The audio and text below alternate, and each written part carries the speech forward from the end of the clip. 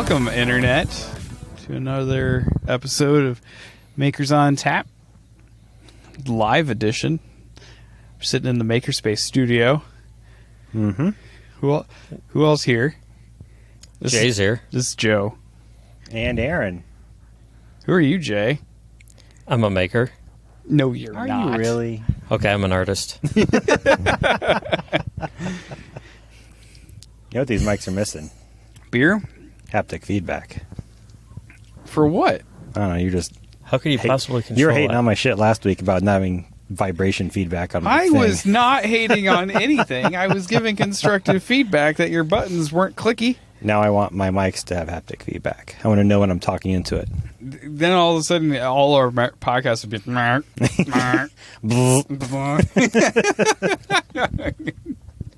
Ow! The wall has haptic feedback when my head hits it. All right, so, you know what? In a throwback to our old ways, what are you guys drinking? We haven't talked about beer in a while. I know. We haven't talked in a while. This is the first episode we recorded in like 3 weeks. I know. Well, I went to the Industry Brewing Sunday side work. You went there on Sunday and did side work? Nope. I went to Industry Brewing and I got Sunday side work, which is the name of the beer. Oh, okay. Yep. I had a crowler of the VHS something or other. It's a new New England hazy IPA that they have. I really like the VHS. It's really good. I really like it a lot. Then I Laser spilled all Snake. my Dr. Pepper. Was that your Dr. Pepper? It was my Dr. Pepper, and I spilled it right before we started recording. That's because it didn't have alcohol in it. I see. Yeah. You were just letting everybody know how you felt about drinking non-alcoholic drinks on the episode. I care more about my beer than my soda. Yeah. So I thought that was a random soda left in the sound booth. That's right, everybody. We're recording in the fabled River City Labs sound booth. We're using it, guys. All the haters say we never use a sound booth. This is the dream. We do. This is the Once dream. a quarter. Yep. Mm-hmm. It's been here, what, a year now? 2, 3. How long have we been in this building? Year and a half. 12 years? Been in this building 12 years, right? Fall of 2018, so a year and a couple months. 12 years. All right. It's an eternity.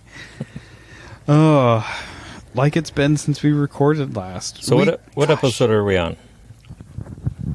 Anybody know? Like I don't keep track. 75? Okay. 72? I was last... Why do you got to put labels on things, man? No, I was just thinking back. I was last on episode 4. That's the last time I talked into a microphone. It's been about 70 episodes. Sweet. Yeah, roughly. More than 70 weeks. Mm-hmm. There was a point in time where we recorded every week. We try now, but we're also really focused on making stuff. Yeah. And like, Aaron, you've been streaming your making stuff. Yeah. It's been a lot of fun. And I've been thinking about streaming my making stuff, but my making stuff's been so sporadic in like little patches of time that by the time people would join my stream, I'd be like, "Hey guys, I'm leaving." So, yeah. What have you been working on, Jay? Me. I've been working on my art. What's that like? What do you make now? I make two-dimensional art, screen printing mostly. I also have a way of printing inkjet on canvas and working on my own studio. Nice. So Jay has helped us make Makers on Tap hoodies for ourselves. Some of you may have seen them. And he's working on helping us figure out how to make that process make things. I've been super excited about screen printing since like when did we go to Milwaukee? September? Yeah. When I spent all that money on screen printing shit, and I've screen printed twice since then. But I wear my screen printed stuff almost every day because it's all been hoodies. So it's been worth it. It was a good investment, and I'm still like very excited about it. I'm looking at a whole bunch of screens that Jay just burned for me to make more stuff. Super jazzed. Yeah, be jazzed about it. I like screen printing. It's like a really process-oriented, art form. You really do need to know emulsion burn times and mesh counts and stuff like that. You need to even know how to put screens on frames. So it's a good mixture of makerspace stuff and art. Mm-hmm. Yeah. And a lot of makerspaces actually do screen printing. I think we ran into a mesh count issue when Ellie did her screen printing class. We had like a glitter ink, and it did not make it through the mesh. Yep. Consistently did not make it through, no matter how hard we tried to squeegee it. And she's like, I don't know, it could be the mesh. Yeah, and that's likely. The mesh that I use, I usually do poster art. I don't usually do textiles. So I could see that being a problem, or if the glittery parts of the ink can't make it through my screen. Yeah. I don't know. But good. Lesson learned. Well, the emulsion process was the black magic part for me. Like, I got the idea of how the ink made it through the screen, but like how the screen, got the blue stuff on it, and then the blue stuff got washed away in the parts where you wanted it to wash away, but not in the other parts. Like, it blows my mind that it was like so hard for me to grasp because I've done film. Yep. Like, I've developed film before, but so... Yeah, so, screen printing, I guess it brings in an element of chemistry into the whole thing. Yeah. Things, photosensitive emulsions and chemistry and coding and all that other stuff can be thought about. Not that anybody actually does think about this stuff because all the instructions are out there somewhere. Yeah. But, yeah, when you think about it, there's a lot of science stacked up on top of it, different layers when you try to do this. Yeah. Yeah, and we learned when we did our hoodies that the ink that we bought was heat curable, but not with the ways that we thought. We actually had to heat cure it with an iron instead of the flash dryer that we have at the makerspace. So I had to go through and do research on how to cure all of them before we could wear them. It was a whole thing. The inks are interesting. You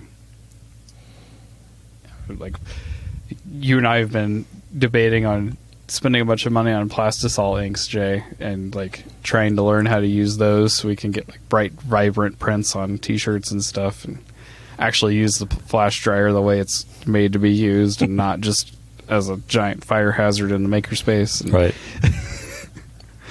We did finally change the plug on that thing, so it stops trying to melt the space, right? Was that a concern? Dude, the plug got 300 degrees just in 5 minutes of being plugged in. Oh. The plastic housing was melting. Neat. We were all terrified. That's pretty neat.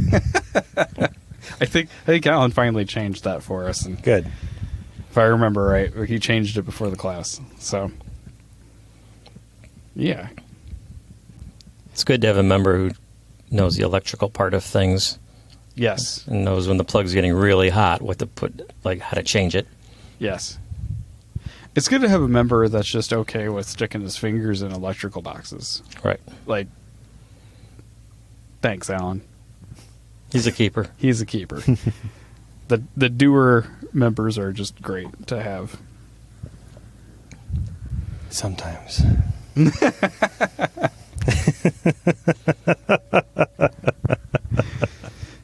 So, Aaron, what have you been working on? I have been working a lot on my DIY Twitch stream deck. I've made some really good progress this week on it. Did you put haptic buttons on it? Not yet. Damn it. I actually have a vibration motor that I tore out of my old cell phone that I was using for an old prototype years ago, so I might dig that up. Because I got that to work with an Arduino, and that was fun. Nice. Because it's all just 5-volt and PWM to go to make it do things, so you can just do whatever you want to. Did you see the old mechanical keypads that somebody donated in the electronics box? They're great. They're old phone keypads, but they've got a nice click to them, and they just break out to a pigtail. I have no idea how to address it or how to make it work, but I want to use them for something. They're so good. Are those the keypads that came out of the lockers? Maybe? We got Jason gave us some lockers that were like for like Chromebooks in like inner city schools, and Ted and Ryan tore it apart like 2 years ago, and that's where we got all the locks and the keypads. Maybe. Are you talking about the pin pads with the like? There's like a whole bin of pin pads and electronic locks, like deadbolt locks. I don't know. In a bin down there. I don't know. Oh, well, that's what I'm talking about. We have like a whole bin of. We're gonna go pin dig pads. through this after the episode. So I'm working on that. Made some really good progress. I'm starting to think of potential product ideas with it. I'm trying to explore that. Trying to figure that out. I got it. I got it. We just need to do it. I got it. I want to make a CNC jog pad out of it. Yeah, I mean that'd be perfect for it. But I feel like there's also plenty of applications for it. It's just how do I productize it? Because right now it's just off the shelf Amazon parts. How do I make it more commercialized? You open source it, of course. GPL v3. No, come on, Aaron. no. Open source the world. Hi, Mr. Commercial Entity. Here's an Arduino that I slapped a touchscreen on. Give me some money. Right. Right. Yes. But you should do that. You should document the shit out of it. And because it's so cool. There's nothing to it. Well, I slapped one thing on top of another thing and then wrote some code. And you spent 6 days on it. That was by design. Yeah, that's also because I'm too stubborn to just buy a Stream Deck. I can make it better. You definitely spent the $140 in time. But you learned all kinds of stuff. I did. Why buy the thing when you can spend 7 times the amount of money and time on it? I've already spent close to $100 and stuff just because I started with an Arduino Mega and a touchscreen, then realized the keyboard library I wanted to use wasn't supported because it was a completely different chip. Then I went to the Leonardo, which has the right chip, which is an Atmel 32UF. Then something was wrong with my desktop computer, and it kind of borked the bootloader on it. And I thought I bricked it, so then I bought another Leonardo, and then promptly bricked that within a minute of opening it. I'm like, all right, this can't just be me. Then it took me another week of diagnosing to realize that something was up with my desktop computer, that no matter which Arduino IDE I used, something happened with the code when it uploaded it. But on my laptop, it worked just fine. Then I was able to figure out how to fix them both. Did you ever track down what that was? No. I've had a similar issue when we were at Tim's house. I even extracted the Arduino IDE off my laptop, put it on the desktop, thinking it was maybe a newer version issue. So I tried the exact same version on my desktop, and it still broke it. Huh. Super weird. I have no idea what it could be. It's probably some underlying Linux thing. Time to flash. I know. Whole new OS. So, Aaron, I'm going to ask you for some forgiveness now, but you just said something that was kind of interesting to me, and I'm a little bit out of the loop. But you kind of said that you slapped some off-the-shelf hardware together and just wrote some code for it. Oh, yes. And you want to understand how to productize it. Mm-hmm. And to me, not really being into what this is all about, it sounds like Microsoft to me. They slapped some off-the-shelf hardware together and wrote some code. I think you're onto something. Look how shitty they're doing. Yeah, exactly. Everybody hates that OS. Yes.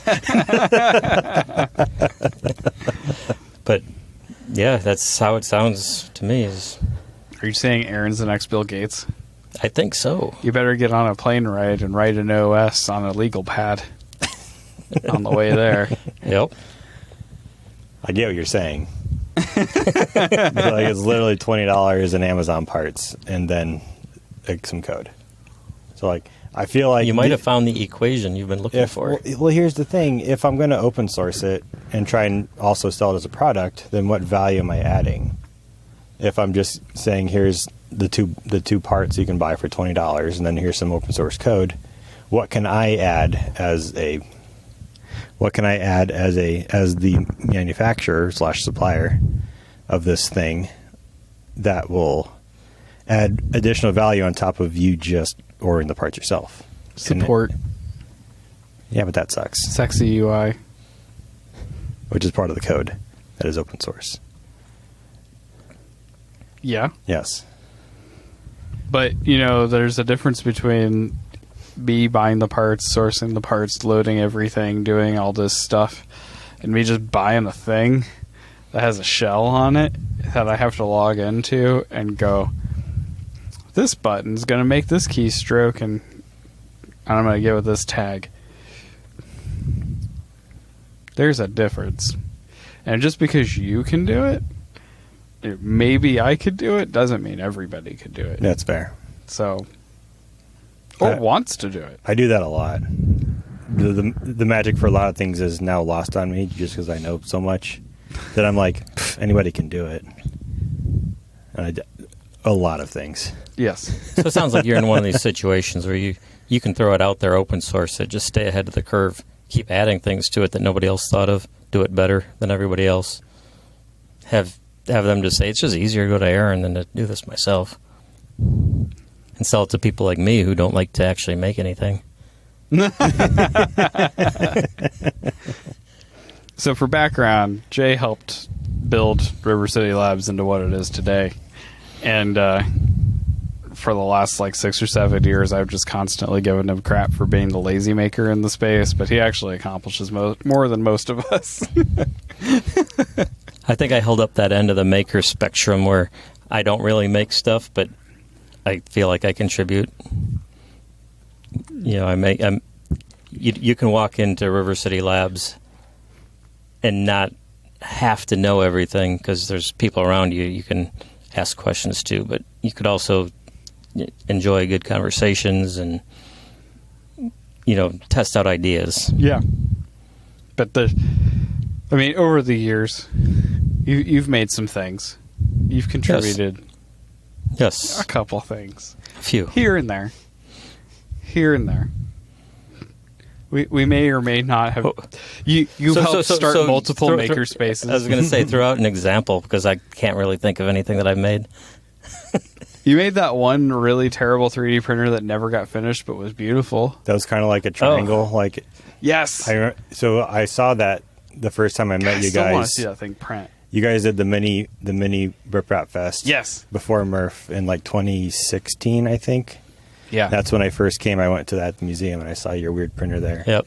I'm like, that looks overly complex. And I'm not an expert in by any means, but I just compared these up and it looks neat, but it's complex. So I started out with that one. I think that was my IKEA hack printer. So I found an awesome little wooden box at IKEA, and I said I can make a printer out of that.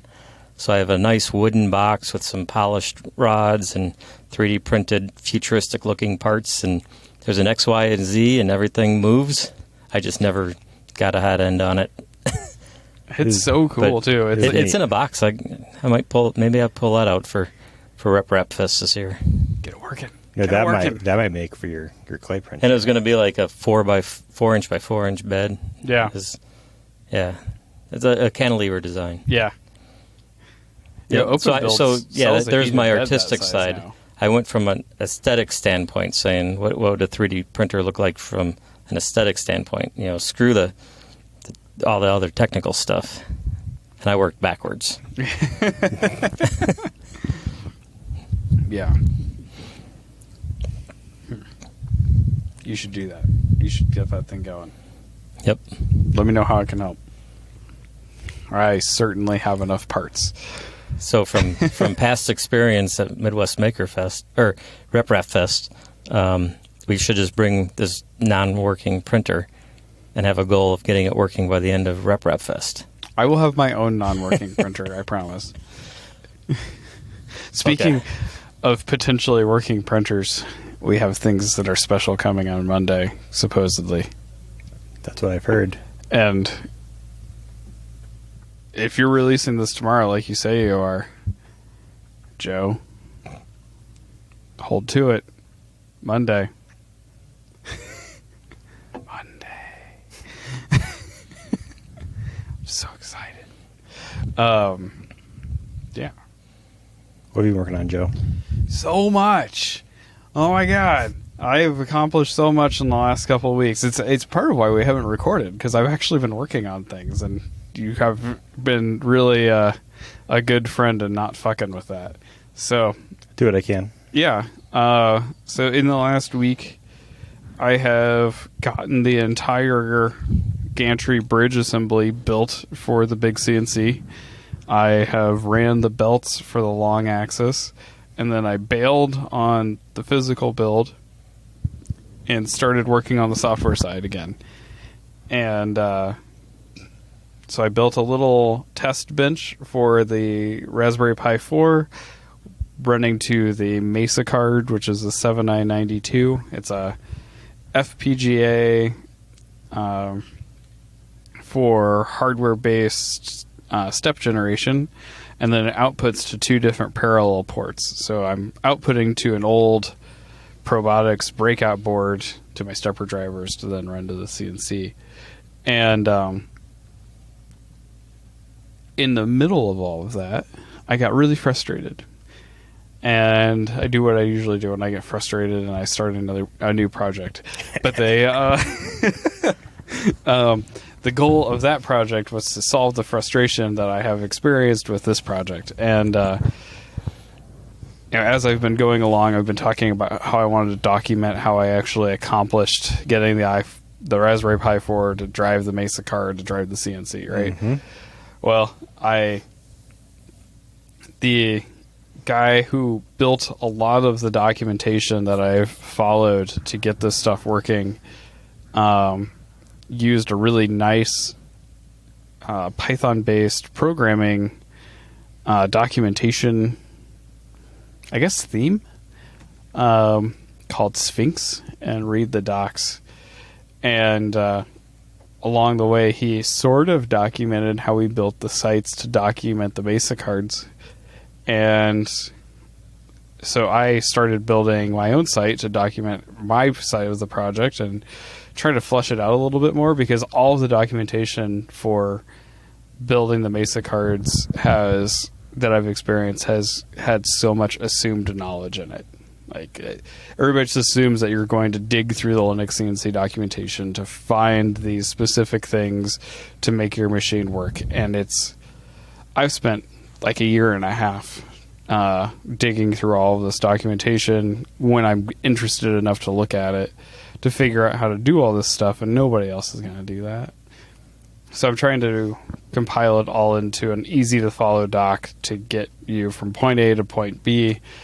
Point B being a machine that moves around, and point A being you bought these cards. Now what? So in the process of all that, I ended up writing a website to teach myself to document how I wrote the website. And the website was... the next version is going to be to document how I built the CNC, or at least configured the control cards, so that we can have a Raspberry Pi based FPGA card that CNC drives things really good. I think you really undersold the potential of your entire setup.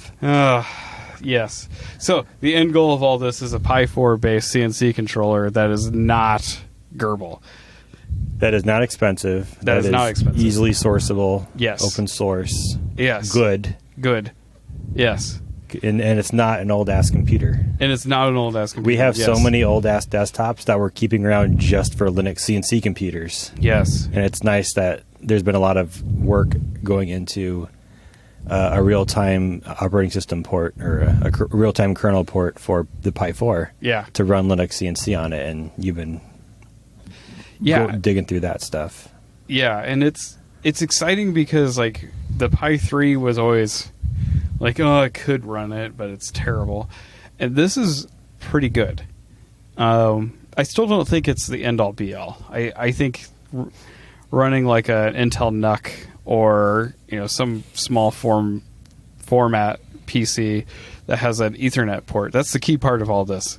Is I'm running from the Pi's Ethernet port to control the CNC. So it's not USB based. There's no USB latency. It's super fast, and There's also an SPI version out there. I still want to try that. The card's expensive as shit. It's like $90, right? I think it's more than that. I thought the SPI Pi hat was only like $90. It might be. I don't know. That is even less documented than what I'm doing. Oh yeah. Oh, I know. I looked into it. There's one Linux CNC forum thread. Oh yeah. That is like all the documentation. I think I sent it to you. I was looking at it when you first started this. I was looking at it because I think SPI is going to be the way to go. It's the exact same FPGA, but as a Pi hat. Yeah. And it uses SPI over the Pi's GPIO pins. I think that's going to be the way to go. But the support for it literally just got merged into the development branch like a couple months ago. Yeah. And that was it. Like no one's tried it yet from what I've seen, and no one's documented how to do it yet. You'd be doing it from scratch. Yeah, there's one person that has done it. The guy whose YouTube videos I've been linking. Oh, no, okay. He's not even doing that. He was doing software stepping. Yeah, he was doing GPIOs, software step. Yeah, which he almost got kind of working. He got it kind of working. Yeah, it was just slow, real slow. Which is what makes me think that SPI over those pins is going to be what's doing it because now you're doing straight serial comms instead of. I know you got Ethernet mostly pretty much working, but you're still dealing with network overhead with the packets. But it's straight through. It's not like you're running through a router. Oh, I know. Or anything like that.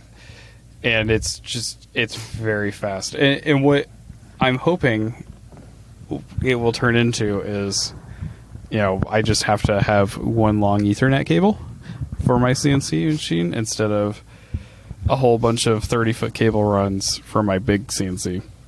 We'll see. But I am really, really excited. So today I made some big breakthroughs. I got slaved y-axis running, so dual y-axes, like the Open Builds lead machine is built, like all of those that use the dual y-axis setup. I got that working. We call them partners now, Joe. Partners? They're partnered motors. Partnered motors, not slaved motors? No. Yes. Oh. Go. PC, CNC.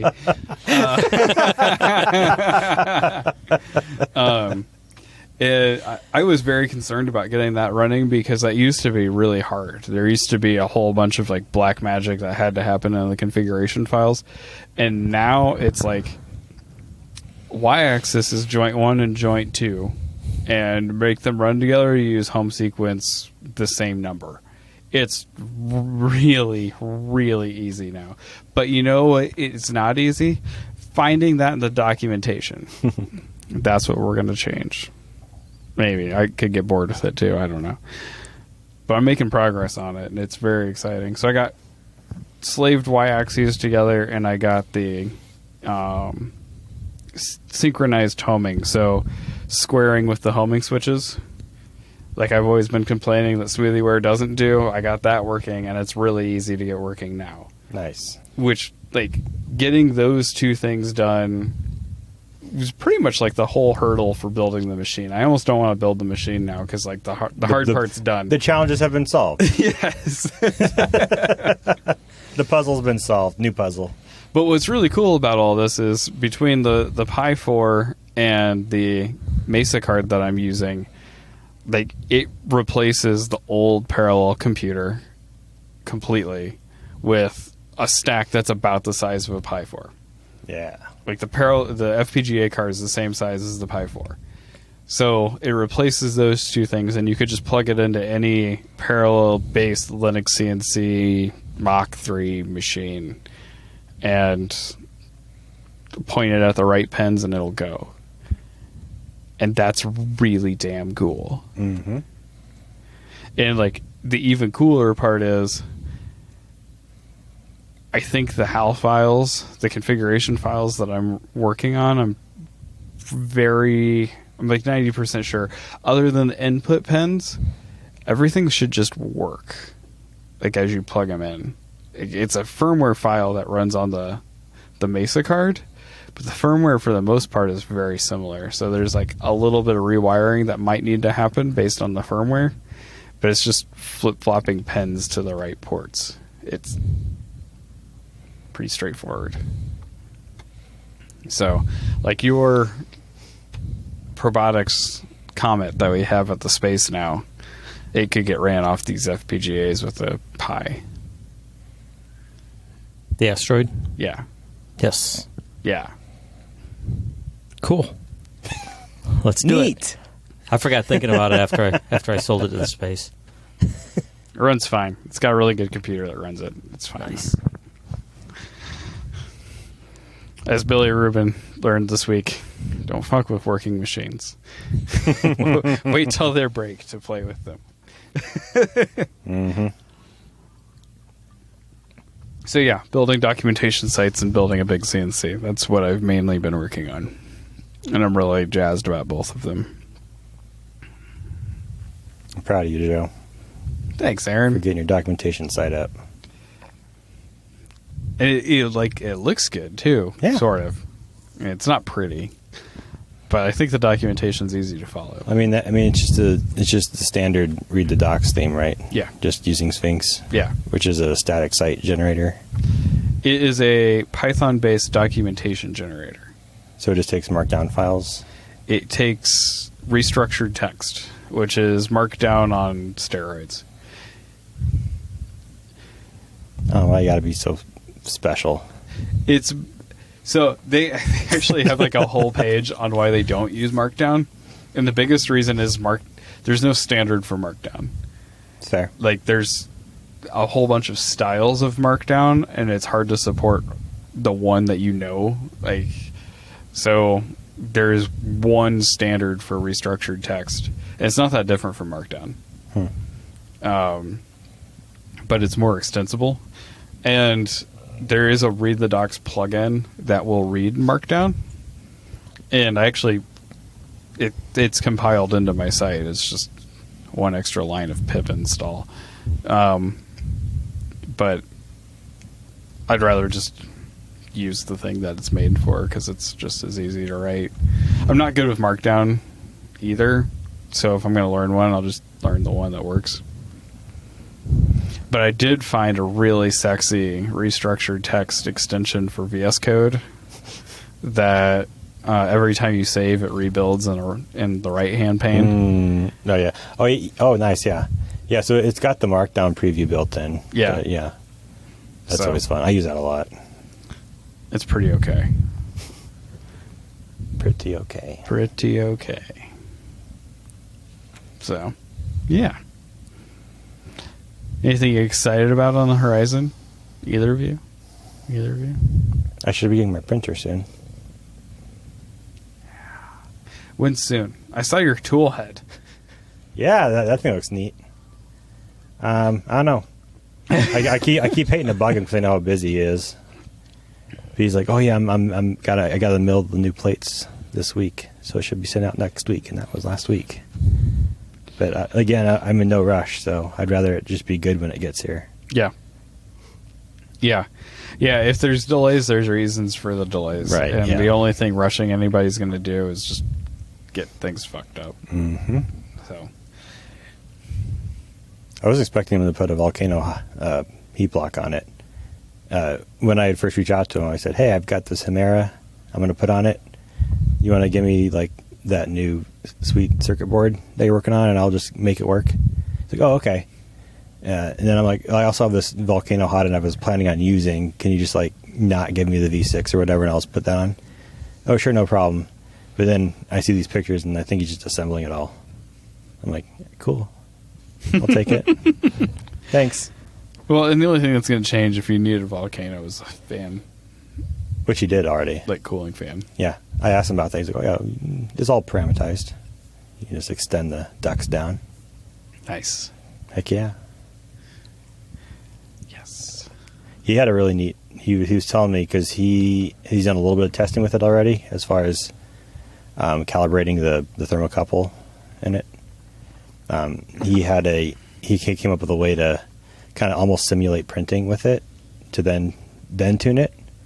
So if you like set it up 10 millimeters or whatever above the bed, turn it on all the way, but then also turn the fans on, and then tune it with all the fans running on it, and then it'll simulate it actually printing and That's the right way. having it then compensate for all the fan airflow on it. I've really had to do that in the past with big hot ends because big hot ends usually equal big cooling, and big cooling, it always ends up cooling your block down.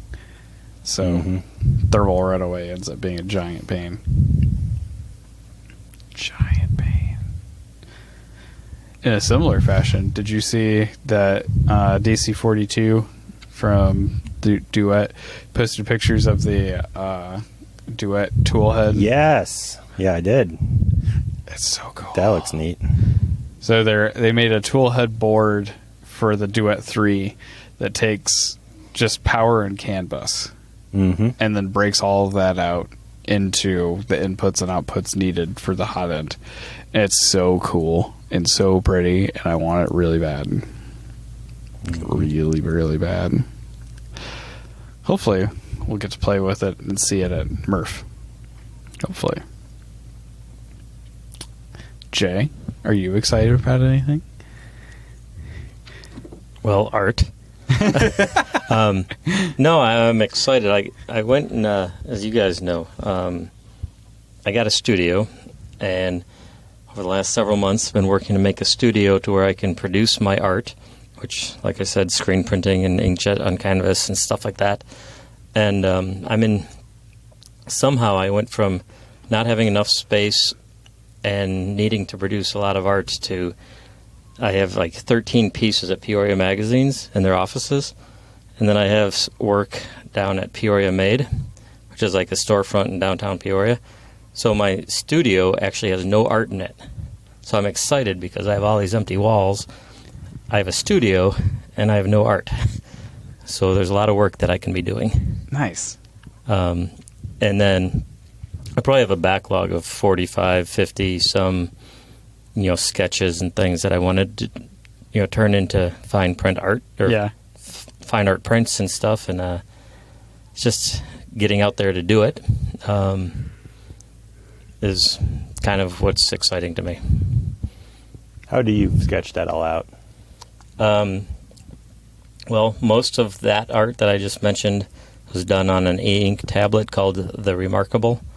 It's kind of a cool tablet. You could sketch it grayscale, export it as PDFs or SVGs, right into Photoshop. I add colors and stuff like that, and I kind of have this internal process of nominating sketches that go into a pool of fine art prints.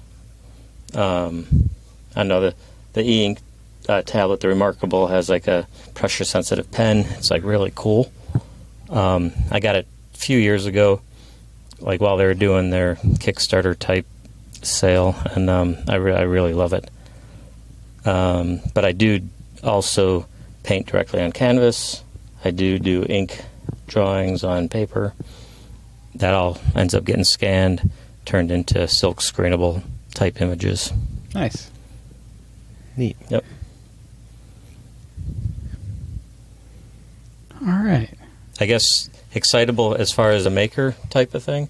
I'm trying to figure out how to create a DIY, scanner type of thing for fine art.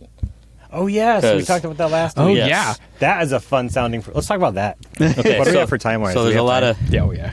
Let's talk about that. there's a lot of places that they'll do printing of like reproduction prints of your fine art, and they'll also charge you $50 to do a scan.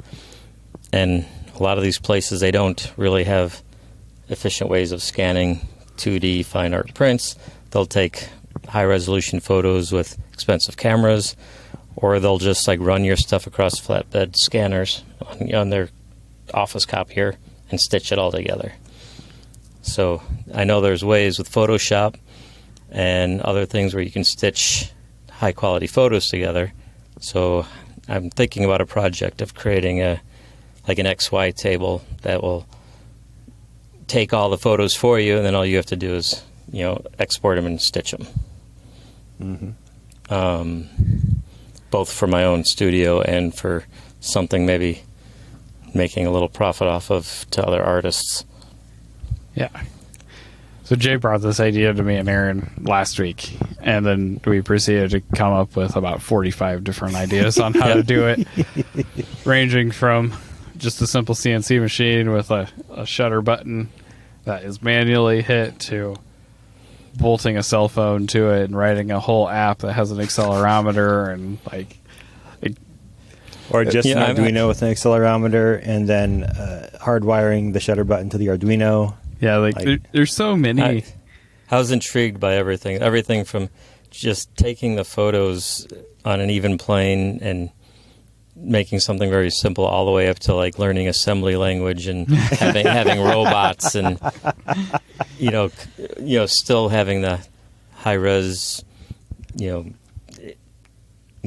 big cameras and stuff like that. So somewhere in the middle of everything we thought of would be the perfect thing for us to work on. So yeah, do we got to like probe the fine art to make sure it's level, to adjust the Z to lasers? Use lasers. Lasers. You don't want to poke fine art. Yeah, don't touch the art. You learned nothing at the museum as a kid. No. I took you to the Smithsonian. Do you remember all those guards? Yes. You think they want you to probe in their art? No, over the last couple of years, I've gotten to meet a lot of artists in town that know nothing about the technology, and they end up paying a lot of money to get stuff, quote, scanned, so then they can do reproduction prints. And what I've learned is it's, people with DSLRs that try to take high quality photos, and I don't know if they're getting what they're paying for. I think we can do better. Yeah. We can always do better. Yeah, that project is a really fun one of scope creep and like defining the problem. Yeah. Like you have an answer that you want to get to, but you don't really have a problem that you're trying to solve. Yep. Even though you have the answer, like we came up with all kinds of problems to solve during that brainstorm session. And it was super fun, and it really highlighted, I think it highlighted all of our ADHD, because like some of those ideas that we came up with were so difficult. It sounded like so much fun. Yeah, you're like, everybody's carrying around a high definition camera. And a sensor pack. And a sensor pack in their pockets. I'm like, yeah, but now you're talking like an entire mobile app. Yeah. And you know how much work those are? No. Versus like a 50-line Arduino sketch. Yeah, so it really became like we need to narrow the scope. And one of the scopes we came up with was a Pi with a Pi camera on the CNC machine.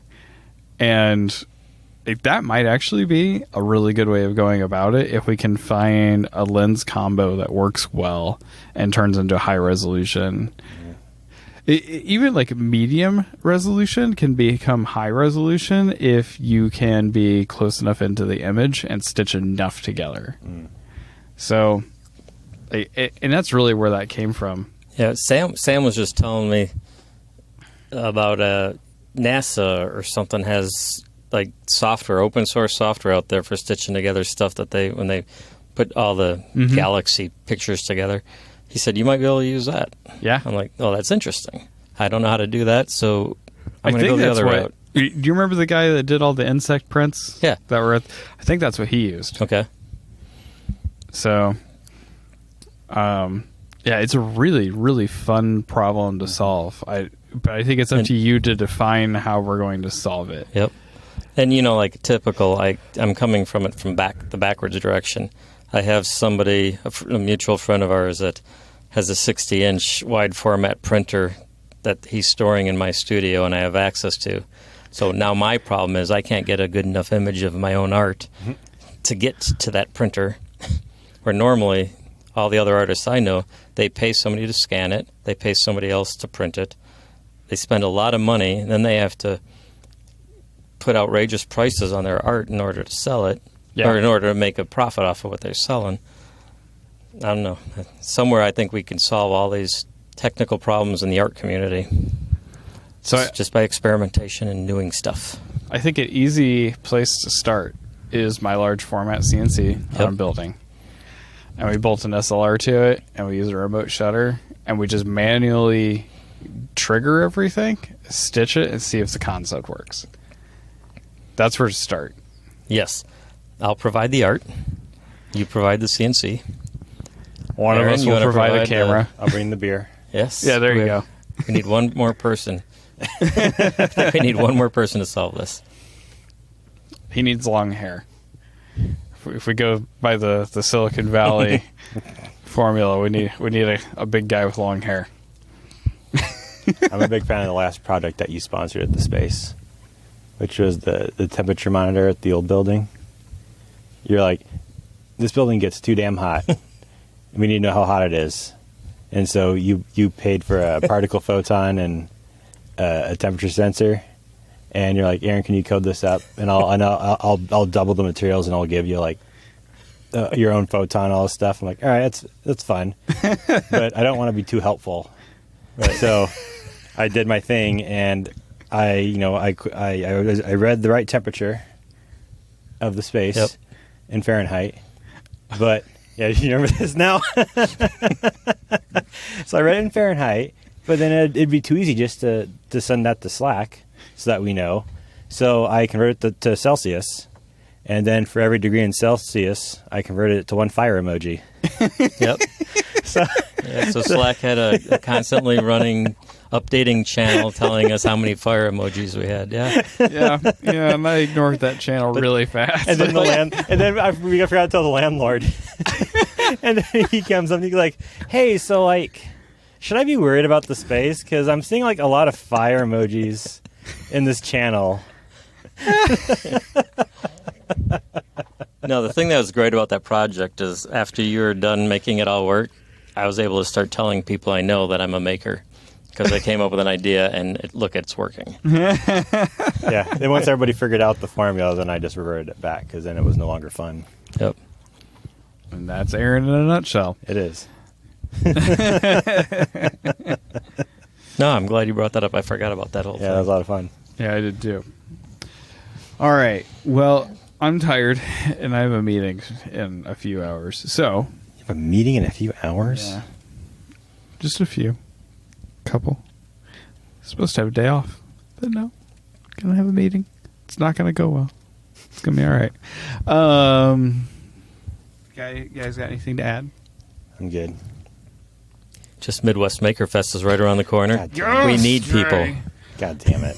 We need people. We need projects. For Makerfest this I am. year. It's just nonstop with you two, though. It's like we just finished it. No, we didn't. We It's finished it. coming up. It's coming up right around the We corner. finished it 6 months ago. We have a meeting soon, March. a March planning 2nd. meeting, and we Monday. need to know where we're at. Yeah. So if anybody's interested in You should all Midwest sign Maker up for Fest, Makerfest. being an exhibitor, Makerfest. showing cool stuff, seeing cool stuff, find us. Quite literally, We'll get you everyone in there. who listens to this should show up for Makerfest. We had people listen to the show and show up to Makerfest last year, and it was great. We had Yeah. a great time. Yeah, a lot of fun. But seriously, we are hoping to make Midwest Makerfest a legit Midwest thing this Makerfest. year. It's always been, very local makers. Last year we had people travel from New Jersey, and Indiana, and North Carolina, and is that it? North Dakota. North Dakota. Yeah. And everybody that Listeners came, of the show, right? Huh? Brandon. The North Dakota Yeah. people Brandon listen to and this podcast. Yeah. Yep. Yeah, come back. Brandon and Mandy. So, yeah, people are coming from all over the place for Makerfest. Everyone loved it last year, and it's already looking to be bigger this year. So, It's all about that after party. yeah, we had a great time. Mm-hmm. Super fun. So, if you're a maker, you like going to maker fairs, come see what a Maker Fest is like. Spend some time in town. There's Yeah. probably 5 more restaurants in here than were here last year. There's a whiskey brewery, a whiskey distillery opening up. Yeah. There's an axe throwing place. I don't think they were open last year, were they? I took everyone axe throwing last year. Oh, okay. You didn't come. Oh, I was busy. I was making something. Yeah. What? Liar. No, but anyway, that's the big thing that I wanted to bring is that Midwest Maker Fest. We gotta get more people, Yeah. more exhibitors, Yeah. So keep it from getting stale. this year we really want to bring more individual makers in. We've been bringing lots of companies in, which is cool. I like companies. I like sponsors. Sponsors are great, and we need them to make the show happen. But I want more people that just come make stuff. So if you're in Illinois, you're within 4 or 5 hours, it's totally worth the drive. We'll make it worth the drive. Yeah, we will. So come hang out with us. All right. With that, keep making stuff so you can bring it to MakerFest. It's the end of the podcast.